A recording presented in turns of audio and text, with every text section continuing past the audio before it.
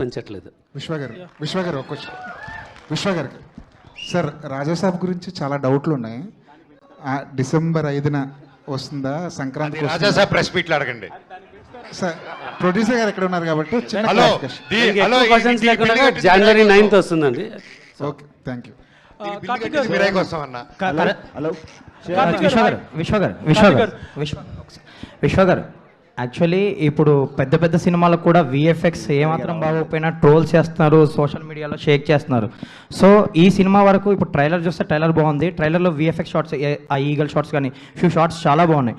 అంటే విఎఫ్ఎక్స్ పరంగా ఎలాంటి కేర్ తీసుకోబోతున్నారు? మీకు కూడా ఒక కంపెనీ ఉంది, ఎవరు చేస్తున్నారు?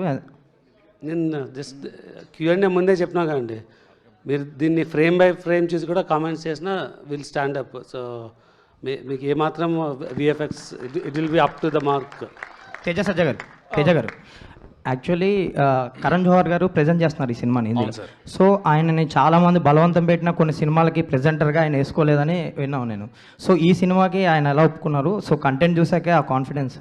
100% సార్, ఓన్లీ కంటెంట్, లేకపోతే ఇక్కడ ఫ్రెండ్షిప్లు ఏమి ఉండవండి. ప్లస్ ఇంకోటి ఏంటంటే ఆయన ఎక్కడో బాంబేలో ఉంటారు, ఆయనకి నాకు కానీ ఆయనకి విశ్వ గారికి కానీ ఏ పరిచయాలు లేవు.